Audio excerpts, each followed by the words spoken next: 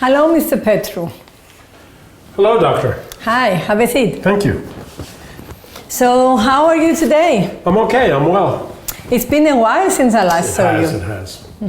So, how have you been? Busy. Life. How is your family? They're well. The boys are taking up a large part of my time. Okay, so how old are they now? They're teenagers, that's why. Yeah. That's difficult time. How are you handling this? Hanging in there, but the restaurant takes up the rest of my time, so it's not like I have much free time at all. How is your business going? It's going very well. You should come. Yeah, I'll try and come one day. Yeah. Okay. Good. So you've been to the Wellman Clinic last week? Yes, I have. This is your first time, yeah? If it was up to my wife, I would have been there 5 times already. Okay. So what made you come this time? Well, honestly, apart from my wife, it was the diagnosis that my elder brother got of a heart problem, angina. Okay, so that's very sobering for him and scary for me. So I brought myself in, I made time. That's unfortunate. Yeah. And do I remember right that your dad died a couple of years ago? It was 2 years ago almost to the day. Stroke, very sudden. Very traumatic for the family. Yeah, I remember you had a very tough time, you and the family. Yeah, but that's why we're here today, because we want to make sure that we reduce the risk of this happening to you. Good. Okay, so before I go into your results, can I check what the nurse told you last week when you were here in the clinic? Yeah, she said she was going to draw blood to take cholesterol levels, and she said that my blood pressure was okay, and that I was overweight, as if I didn't know it. Yeah. I run a restaurant, of course. Yeah, of course you do, and you've got good food there as well. So. Very good food. Okay. Well, okay. So did you explain why we're doing this test, though? It was a checkup, just to see how my health is. That's very right. I mean, it is a checkup, and it's a checkup that is a little bit specific for your heart. Okay, so we're trying to screen you for different risk factors for developing heart disease in the next 10 years. Okay, so in your right, you had some blood tests to check for your lipids, and you also had we had it checked for your blood glucose levels as well. And in terms of your cholesterol and triglycerides, those were a bit on the high side. They were. I'm afraid. But in terms of your glucose levels, those were okay. I mean, they were within the normal limits. I mean, you could do better, but at least they were within the normal limits. That's good. Okay, but it's not just those. I mean, we looked at all your risk factors together, because basically what we're trying to do is get all your risk factors for heart disease, put them together, and come up with a prediction of how likely you are to develop heart disease in the next 10 years. Oh, you can do that. I mean, we bring together different risk factors, like your history of having high blood pressure, your family history of heart disease, your cholesterol levels, your blood glucose levels, and also smoking, I'm afraid. I can see here you're still smoking. I'm still smoking. Unfortunately, the answer is yes, but I have cut back. That's very good to know. They don't let it happen anymore in the restaurant, so I've cut back. But I still smoke. Yeah, but you must be proud about your achievement, because at least you're doing it's less than before. So yeah, I mean, and I know it's a big challenge to reduce your smoking. So you've done really well there. Okay, well, when we bring all those risk factors together, then, as I said, we calculate what is your risk of developing heart disease in the next 10 years. If, for example, we take 100 people your age without any of those risk factors, okay, we expect about 6 out of 100 to develop heart disease within the next 10 years. Yeah. That's high. It is high, but I mean, as we grow older, our risk of having heart disease increases. I mean, it's unfortunate, but this is what age does to us, okay?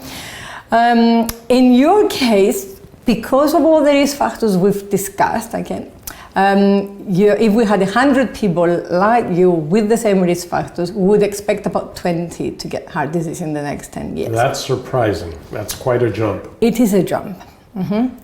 That's why we're having this meeting today, to discuss ways that we can bring your risk down. Okay. How do you feel about that? I feel good. Last time I had a talk like this, they said, you have hypertension, here's your pill. Is there something like that today? There is medication that we give to lower your blood lipid levels. Okay, that's good. Yeah, but apart from that, we need to be discussing as well and thinking about other changes that you could be making to some of your behavioral factors, lifestyle factors that could also help to reduce that risk. Like stopping smoking, you mean? Stuff like that? Not just smoking. Smoking is one of those, but we could discuss how, your diet, physical activity, and those kind of things. It's that talk. Okay. My wife has this with me often. Okay. Yeah, I know it's difficult, and I know a lot of you always say, you doctors tell us not to do this, not to do the other. But we do. Yeah. But it's how you do it. That's the main thing, okay? So how important is it for you to be healthy? Look, after my brother's diagnosis and losing my father 2 years ago, I can't afford to go down that path. And I mean, God is ringing a bell, do something, so. Yeah, and that's why we're here for you as well, to help you in that, okay? And it's a big step that you're doing today, coming here and acknowledging the fact that there are some things that you could do to change your risk, okay? Have you thought of any areas that you could focus on to begin with? No, honestly, I haven't. I was hoping that we could add some medicine in, and that would be a good first step. Okay, but in terms of the other areas, I mean, in terms of the diet, the exercise, the smoking, have you had any thoughts of what could be some realistic first steps? The smoking, I honestly don't think I can cut it back after the recent cutback, so it'll take a while, and then maybe I can think about that again. Yeah, the other two I haven't honestly thought about. Okay, would you like to hear more about it? I'd like to have more input for my thought process, yes. I mean, what we could do is that I could give you some information that you can read at your own time. Okay. And what I would like you to do is kind of think about small steps that you could make towards a direction that will improve your habits. Okay, what we know from other patients and from the literature is that if you as a person decide what's feasible, what's realistic for you as next steps, and you set your own goals, then it's more likely that you will achieve and sustain them. It has to be doable, that's the thing. Exactly. You have to be able to fit it in. Exactly. It needs to fit your lifestyle. My wife joined the gym. She's now blocking out time to go. I can't do that. I can't leave the restaurant alone to rush off to a gym. So it has to be something that is doable. Okay, and that's why you need to come up with ways that are compatible with your everyday life. I mean, some people, for example, are telling us, I mean, people like you who are busy, they're telling us that what helps in terms of getting a little bit more exercise, for example, is to walk to work rather than get the car. I mean, I don't know whether this is something that you could do. It might not be for you, but this is something that works for other people. I mean, these are the kind of things that you could be thinking about. What do you think? I don't know. I mean, I never thought about it. It was always my alone time, and I listened to the news driving in. I don't know. Maybe. I'd have to try it to see. But when you say exercise, is walking enough? Well, I mean, you could start with walking. I mean, what we mean about with exercise is that, I mean, there are several things that you could do to improve your I'm on my feet all day at the restaurant. And that's very good, actually, because you are limiting your time sitting on a chair, which is very good. But our body needs a little bit of more intense exercise as well. Our heart needs that, okay? And walking, cycling, running are kind of things that we could do to help with that. Yeah, I'm not going to bike to work. But we'll see. I mean, this is the kind of things that you need to be thinking when you are reading through the stuff that I'm going to send you. Okay? Is it okay if I give you, I mean, one option is to take leaflets from here, or I could send you some links to websites that you can read on. No, links is fine. I'm on my iPad all day. I could send them to your email. I mean, I've got your business email here. Is that okay? That's fine.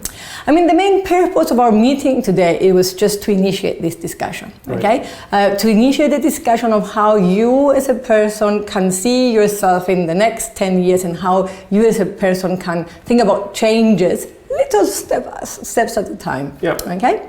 So what we could do is that you can read that material and then we can meet up again. I'll do that. When? How soon do you think?